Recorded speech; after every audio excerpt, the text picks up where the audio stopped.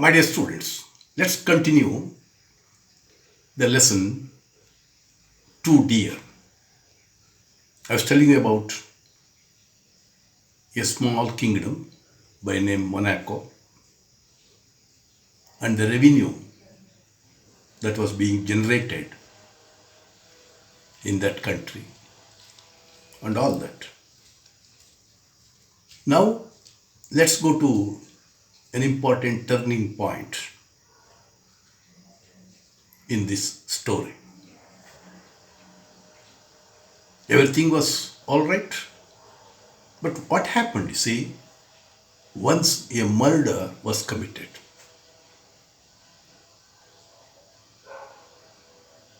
and the people of Monaco were peace loving people, and they had not heard or seen such an event of murder. Let's see what will happen. So, page number 8, first para. A murder was committed in this toy princess domains. ಈ ಒಂದು ರಾಜ್ಯದಲ್ಲಿ ಒಂದು ಕೊಲೆ ನಡೀತು. The people of that kingdom are peaceable and such a thing had not happened before. ಶಾಂತಿಪ್ರಿಯರು ಮತ್ತು ಇಂತಹ ಘಟನೆ ನಡೆದಿರಲಿಲ್ಲ, ಕೊಲೆ ಅಂತ ಘಟನೆ. The judges assembled with much ceremony and tried the case in the most judicial manner. ಜಡ್ಜ್ಗಳೆಲ್ಲ ಸೇರಿದ್ರು.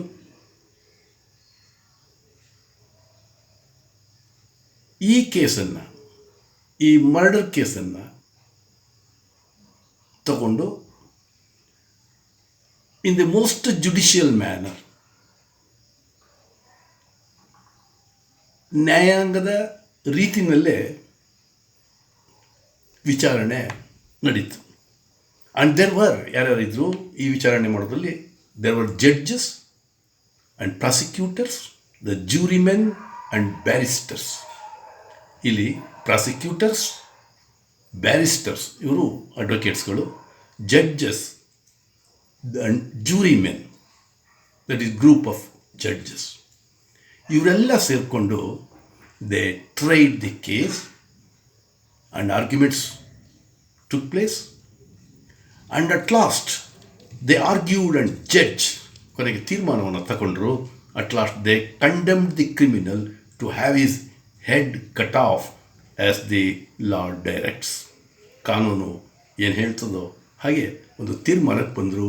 ಏನಪ್ಪ ಅಂತಂದರೆ ಅವನ ತಲೆಯನ್ನು ಕತ್ತರಿಸಬೇಕು. So there are 2 types of punishment. One is capital punishment, another one is life long imprisonment. ಜೀವಾವಧಿ ಶಿಕ್ಷೆ ಅಂತಕ್ಕಂಥದ್ದು ಲೈಫ್ ಲಾಂಗ್ ಇಂಪ್ರಿಸನ್ಮೆಂಟ್, ಮರಣದಂಡನೆ ಅಂತಕ್ಕಂಥದ್ದು ಕ್ಯಾಪಿಟಲ್ ಪನಿಷ್ಮೆಂಟ್ ಅಂತ ಕರಿತೀವಿ. ಆಗ ಮೊನಾಕೋದಲ್ಲಿದ್ದಂಥ ಸಿಸ್ಟಮ್ ಈಗ ಇಲ್ಲಿ ನೇಣು ಹಾಕುವಂಥದ್ದಿದೆ, to hang till his death. ಇಲ್ಲಿ his head has to be cut off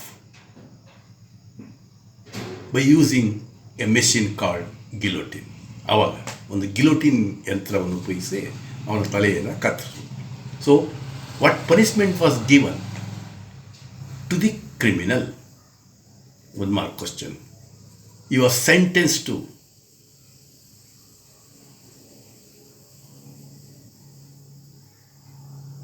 capital punishment. That means his head should be cut off ಅನ್ನೋದರ ತೀರ್ಪನ್ನು ಕೊಟ್ಟರು. ಆ ತೀರ್ಪನ್ನು ರಾಜನ ಹತ್ರ ತಗೊಂಡೋಗಿಟ್ರು. So far so good. Next they submitted the sentence to the prince. ಈ ಸೆಂಟೆನ್ಸ್ ಇಲ್ಲಿ ಸೆಂಟೆನ್ಸ್ ಅಂತಂದರೆ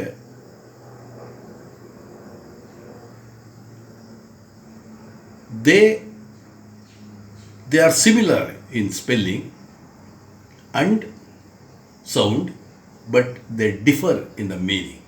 ಹೋಮೋನಿಮ್ ಅಂತ ನಿಮ್ಗಾಗಲೇ ಹೇಳಿದ್ದೀನಿ. ಇಲ್ಲಿ ಸೆಂಟೆನ್ಸ್ ಅಂತಂದರೆ ಶಿಕ್ಷೆ ಅಂತ, ನಾಟ್ ವಾಕ್ಯ ಅಲ್ಲ. ಸೆಂಟೆನ್ಸ್ ಅಂದರೆ submitted the sentence to the prince, ರಾಜನಿಗೆ, ರಾಜಕುಮಾರನಿಗೆ ಮುಂದೆ ಈ ತೀರ್ಪನ್ನು ಕೊಟ್ಟರು. ಸ್ವಾಮಿ, we have decided that his head should be cut off. We have sentenced him capital punishment ಅಂತ ಆ ತೀರ್ಪನ್ನು ಆ ರಾಜನ ಮುಂದೆ ಇಟ್ಟರು. The prince read the sentence and confirm. ಆ ಶಿಕ್ಷೆಯನ್ನು ಓದ್ಬಿಟ್ಟು ಕನ್ಫರ್ಮ್ ಮಾಡೋದು. Yes, the fellow must be executed. ಅವನನ್ನು ಈ ಮರಣದಂಡನೆಗೆ ಗುರಿಪಡಿಸಬೇಕು ಅಂತಂದಿದ್ದರೆ ಎಕ್ಸಿಕ್ಯೂಟಿವ್. ಸೊ ಈ ordered. That was passed and the royal seal was put that yes his head has to be cut off. ಇವನ ತಲೆಯನ್ನು ಕಡಿಯೋದು ಅಂಥೇಳಿ ರಾಜ ಫೈನಲ್ಗೆ ಮುದ್ರೆಯನ್ನು ಒತ್ತದ. ಏನಂಥೇಳಿ, if the fellow must be executed, executive ಅಂತ. ಈ ನೆಕ್ಸ್ಟ್ ಪ್ಯಾರ ಇದೆಯಲ್ಲ, ಅದನ್ನು ನೀವು ಹೇಳೋದು. ಇಲ್ಲಿ ಈ ಪ್ಯಾರಾದಲ್ಲಿ ಏನು, ಮೊದಲನೇ ಪ್ಯಾರಾದಲ್ಲಿ what you should know, a murder was committed and the criminal was caught and it was tried in the court. Arguments took place and the judges came to conclusion. They gave punishment. What type of punishment? Capital punishment. That is, head should be cut off. So that was submitted to the king for approval. And the king read the sentence, he confirmed the sentence, and he gave green signal to execute the sentence. So next paradali, what's the problem? There was only one hitch in the matter. Hitch means impediment, problem. ಈ ಒಂದು ಶಿಕ್ಷೆ ಇದೆಯಲ್ಲ, ಅದನ್ನು ಅನುಷ್ಠಾನಗೊಳಿಸ್ಬೇಕು ಅಂತ ಮಾಡಬೇಕಾದ್ರೆ ಅಲ್ಲಿ problem ಶುರುವಾಗಿದೆ. What was the problem? That was that they had neither a guillotine for cutting heads off nor an executioner. ಏನಿರಲಿಲ್ಲ. There was neither a guillotine, a machine with which a man's head is to be cut off, nor an executioner, a person who will execute, ಅದನ್ನು ಕತ್ತನ್ನು ಕತ್ತರಿಸಲಿಕ್ಕೆ ಇರ್ತಕ್ಕಂಥ ಒಬ್ಬ ವ್ಯಕ್ತಿ, ಅವನ executioner ಅಂತ ಕರಿತೀವಿ. So what's the problem? There was neither a guillotine nor an executioner. So the minister considered the matter and decided to address an enquiry to the French government, asking whether the French could not lend them a machine and an expert to cut off the criminal's head. The ministers thought of writing letter to the government of France seeking help whether they could send a guillotine and an executioner. ಈ ಗಿಲೋಟಿನ್ನು ಮತ್ತು ಎಕ್ಸಿಕ್ಯೂಷನರ್ನ ಸಾಯಿಸುವಂಥ ವ್ಯಕ್ತಿ ಮತ್ತು ಸಾಯಿಸಲಿಕ್ಕೆ ಉಪಯೋಗಿಸಬೇಕಾದಂತಹ ಗಿಲೋಟಿನ್, ಇದನ್ನು ಕಳಿಸ್ಲಿಕ್ಕೆ ಸಾಧ್ಯವಾಗ್ತದ ಅಂತ ಕಾಗದವನ್ನು ಫ್ರಾನ್ಸಿನ ಸರ್ಕಾರಕ್ಕೆ ಬರೆದು. What did happen?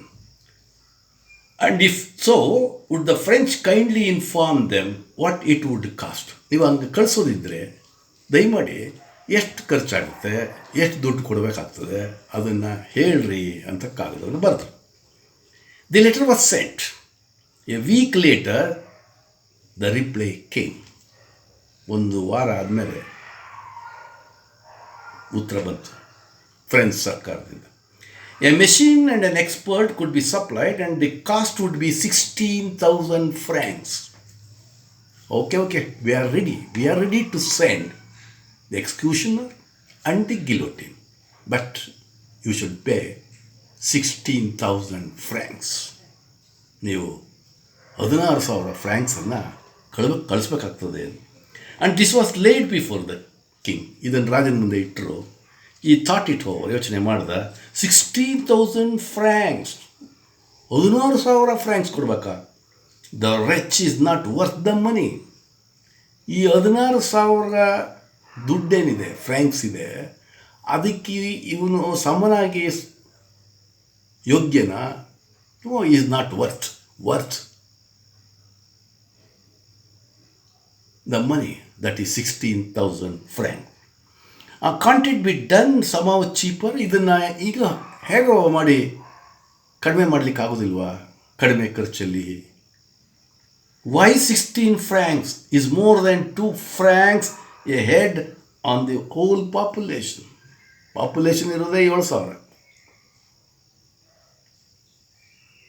2 ಫ್ರ್ಯಾಂಕ್ಗಿಂತ ತಲೆಗಂದಾಯ ಹಾಕಬೇಕು ಅಂದರೆ ಟ್ಯಾಕ್ಸನ್ನು ಒಬ್ಬೊಬ್ಬರಿಗೆ 2ಕ್ಕಿಂತ ಹೆಚ್ಚು ಫ್ರ್ಯಾಂಕನ್ನು ಹಾಕಬೇಕಾಗ್ತದೆ. ಹಂಗೆ ಹಾಕಿದ್ರೆ so the king will be forced to levy more tax. It amounts to 2 francs on each person. And the people won't stand it. They don't tolerate it. ಈಗಲೇ ಜಾಸ್ತಿ ತೆರಿಗೆ, ಪೋಲ್ ಟ್ಯಾಕ್ಸ್ ಅಂತ ಹಾಕ್ತಾ ಇದ್ದೀವಿ. ಇದನ್ನು ಇನ್ನು 2 ಫ್ರ್ಯಾಂಕ್ಸ್ಗಳನ್ನು ಹೆಚ್ಚು ತೆರಿಗೆಯನ್ನು ಹಾಕಿದ್ರೆ ಒಬ್ಬೊಬ್ಬರಿಗೆ, it may cause a riot. People may revolt, people may resist. ದಂಗೆ ಎದುರ್ತಾರೆ. ಬೇಡ, let us find some other cheaper way ಅಂತ ಯೋಚನೆ ಮಾಡಿದ ರಾಜ. Later, so a council was called to consider what could be done, and it was decided to send a similar inquiry to the king of Italy. ಇದೇ ಥರದ ಪತ್ರವನ್ನು ಪಕ್ಕದಲ್ಲಿರ್ತಕ್ಕಂಥ Italy ರಾಜನಿಗೆ ಕಳಿಸಿದ್ರು. ಏನಂತ?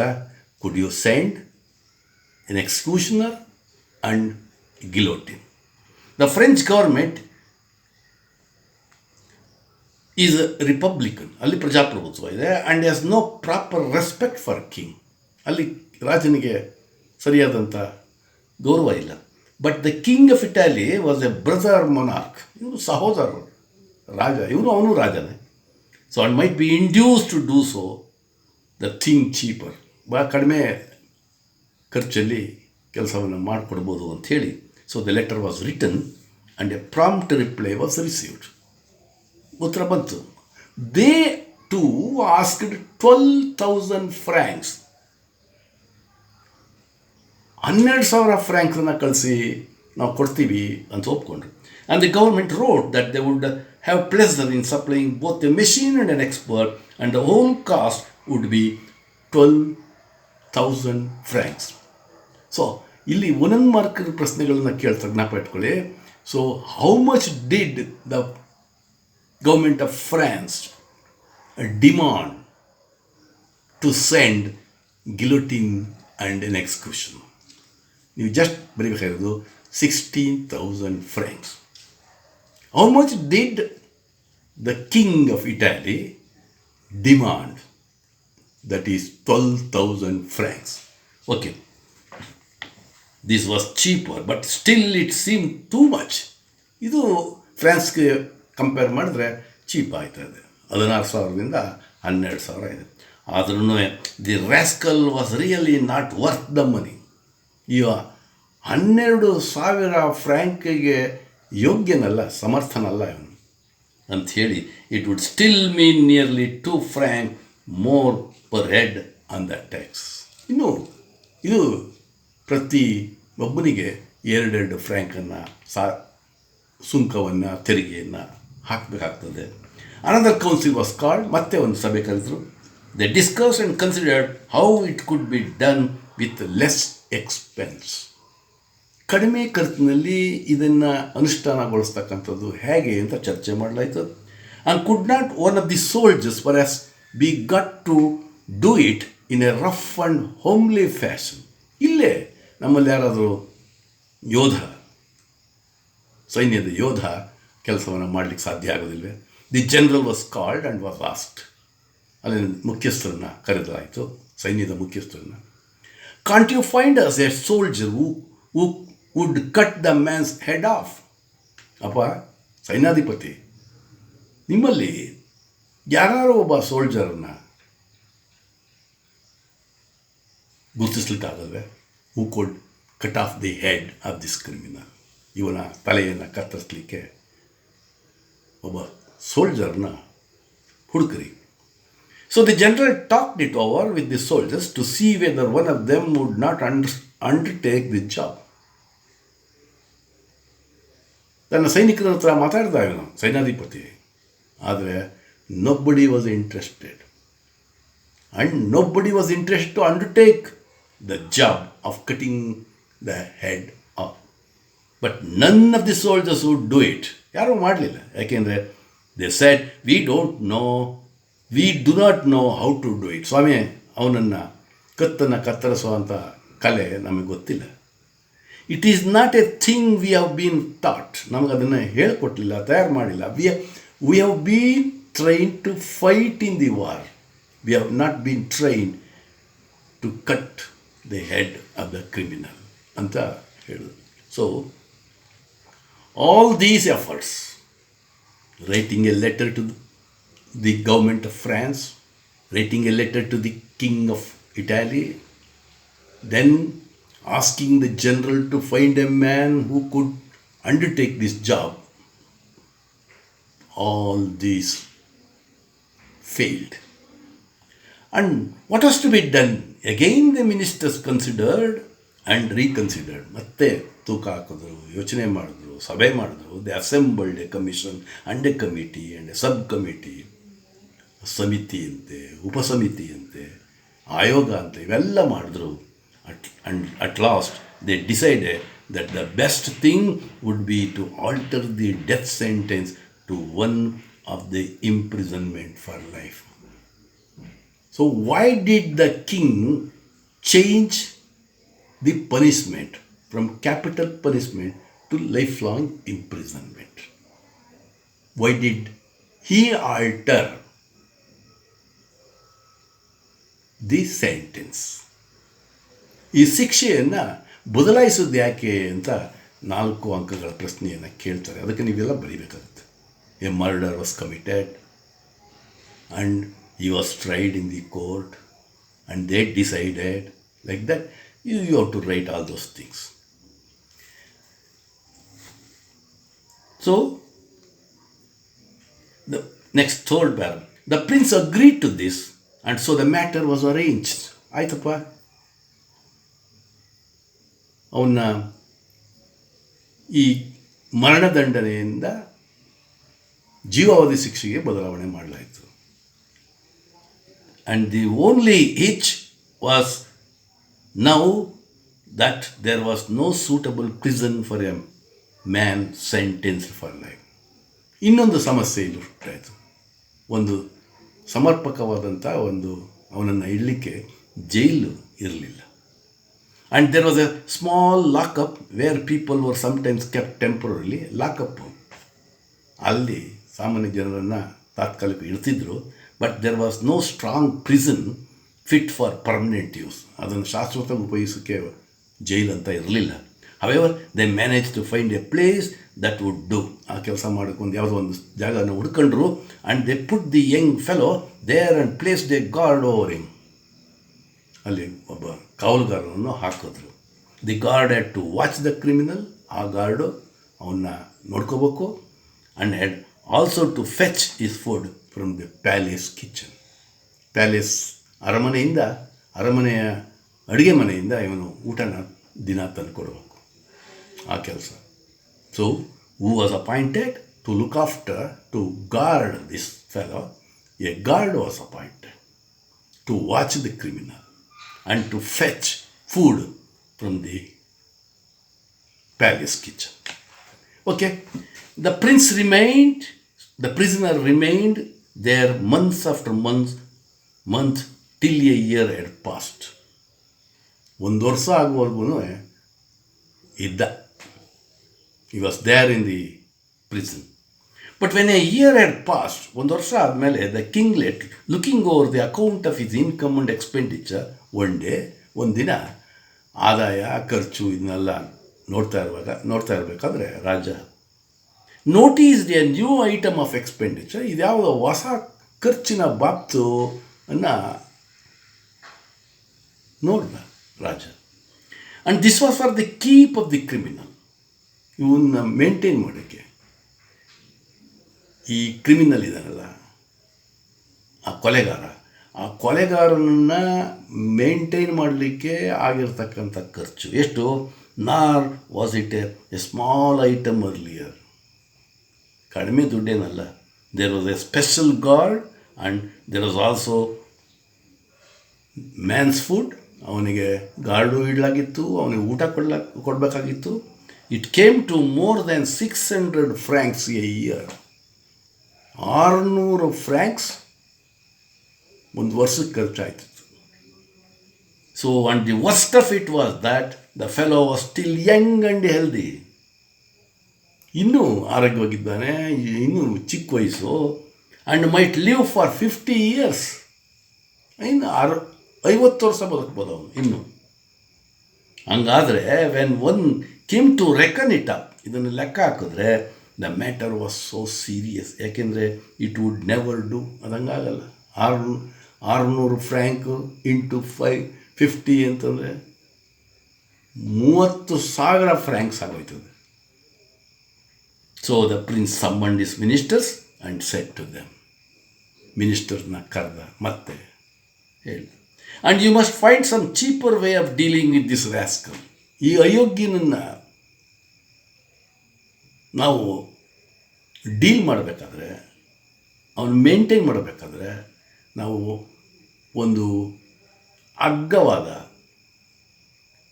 ಕಡಿಮೆ ಖರ್ಚನ್ನು ಒಂದು ಯೋಜನೆಯನ್ನು ಮಾಡಬೇಕು. The present plan is two expensive. ಈಗ ಇರೋವಂಥ ಯೋಚನೆ ಅಂದರೆ ಅವನ ಜೈಲಿಡಿದು ಅದಕ್ಕೆ ಒಬ್ಬ ಗಾರ್ಡ್ ಇಟ್ಟಿರೋದು, ಅವನಿಗೆ ಊಟ, ಗಾರ್ಡಿಗೆ ಊಟ, ಇದೆಲ್ಲ ಮಾಡ್ತಾ ಇರೋದು ಒಂದು ವರ್ಷಕ್ಕೆ 600 francs ಆಗುತ್ತೆ. ಇನ್ನೂ 50 ವರ್ಷ ಇರ್ತಾನೆ. ಇದು 30,000 francs ಹೋಗುತ್ತೆ. ಆದ್ದರಿಂದ ನೋಡ್ರಪ್ಪ, ಏನಾದ್ರು ಒಂದು ಕಡಿಮೆ ಖರ್ಚಿನಲ್ಲಿ ವ್ಯವಹರಿಸುವಂಥ ಒಂದು ಪ್ಲ್ಯಾನ್ನ ಹೇಳ್ರಿ ಅಂತ. So the ministers met and considered and reconsidered till one of them said. ಅದರಲ್ಲಿ ಯೋಚನೆ ಮಾಡಿದ್ರು, ಪರಾಮರ್ಶಿಸಿದ್ರು. ಒಬ್ಬ ಹೇಳಿದ, gentlemen, in my opinion we must dismiss the guard. But then rejoined another minister, the fellow will run away. What was the suggestion given by one fellow? He said we should dismiss the guard. And what happens?